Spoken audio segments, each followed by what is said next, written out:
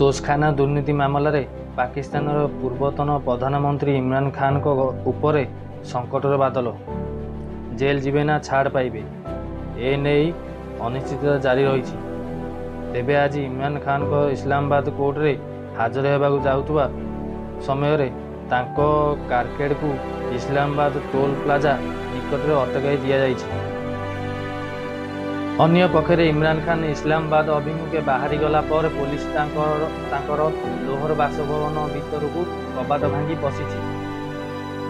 ବୁଲଡୋଜରରେ କବାଟ ଭଙ୍ଗା ଯାଇଛି। ତେବେ ଏହି ସମୟରେ ପୋଲିସ ଏବଂ ପିଟିଆର କର୍ମୀଙ୍କ ମଧ୍ୟରେ ପ୍ରବଳ ସଂଘର୍ଷ ମଧ୍ୟ ହୋଇଛି। ଇସଲାମାବାଦ ଯିବା ବେଳେ ଇମ୍ରାନ ଖାନ ଏବଂ ଭିଡ଼ିଓ ମଧ୍ୟ ଜାରି କରିଛନ୍ତି। ଭିଡ଼ିଓରେ ଇମ୍ରାନ ଖାନ କହିଛନ୍ତି, ମୁଁ ଇସଲାମାବାଦରେ ପହଞ୍ଚିବା ପରେ ମୋତେ ଗିରଫ କରିନେବେ। ମୋର ଗିରଫ ଲଣ୍ଡନ ଯୋଜନାର ଏକ ଅଂଶ। ଏପଟେ ଇମ୍ରାନ ଖାନ ଲୋହର ଘର ବାହାରେ ସ୍ଥିତି ବେଶ୍ ଉତ୍ତେଜନାପୂର୍ଣ୍ଣ ରହିଛି। ଇମ୍ରାନଙ୍କ ଜମାନ ପାର୍କ ଘରର ଛାତରୁ ପୋଲିସ ଉପରେ ଗୁଳି କରାଯାଇଥିବା ଜଣେ ଅଧିକାରୀ କହିଛନ୍ତି। ଏହାର ଜବାବରେ ପୋଲିସ ସେଠାରେ ଉପସ୍ଥିତ ଥିବା ପିଟିଆର କର୍ମୀଙ୍କୁ ଅଟକାଇବାକୁ ଚେଷ୍ଟା କରିଛି। ଅନ୍ୟପଟେ ଜାରି ଅଳ୍ପକେ ବର୍ତ୍ତି ଯାଇଛନ୍ତି ଇମ୍ରାନ ଖାନ। ତାଙ୍କ କାରକେଡରେ ସାମିଲ ହୋଇଥିବା ଗାଡ଼ି ଦୁର୍ଘଟଣାଗ୍ରସ୍ତ ହୋଇଛି। ପରସ୍ପର ମଧ୍ୟରେ ଧକ୍କା ହୋଇଛି କାର।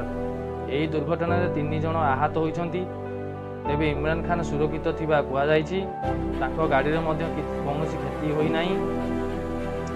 ସୂଚନାଯୋଗ୍ୟ, ଇମ୍ରାନ ଖାନ ପ୍ରଧାନମନ୍ତ୍ରୀ ଥିବା ବେଳେ ବିଦେଶରୁ ପାଇଥିବା 14.5 କୋଟି ଟଙ୍କାର ଉପହାର ତୋଷଖାନାରୁ ମାତ୍ର 2.15 କୋଟି ଟଙ୍କା ବିନିମୟରେ କିଣାଥିବା ଅଭିଯୋଗ ହୋଇଛି। ପରେ ସେ ଏହାକୁ ଚଢ଼ା ଦରରେ ବିକ୍ରି କରିଦେଇଥିବା ବି ଆରୋପ ଲାଗିଛି। ତେବେ ଏହା ତୋଷଖାନା ଦୁର୍ନୀତି ମାମଲାର ଇମ୍ରାନ ଖାନଙ୍କୁ ଗିରଫ କରିବାକୁ ଯାଇ ବାରମ୍ବାର ନାକେଦମ ହୋଇଛନ୍ତି ପାକିସ୍ତାନ ପୋଲିସ। ଗତ ଥର ଇମ୍ରାନ ପାଚେରୀ ଦେଇ ଲୁଚି ପଳାଇଥିବାରୁ ପୋଲିସକୁ ଖାଲି ହାତରେ ଫେରିବାକୁ ପଡ଼ିଥିବା ଚର୍ଚ୍ଚା ହୋଇଛି। ଇମ୍ରାନ ଖାନଙ୍କୁ ସୁରକ୍ଷା ଦେବା ଲାଗି ଢାଲ ସାଜିଛନ୍ତି ତାଙ୍କର ହଜାର ହଜାର ସମର୍ଥକ।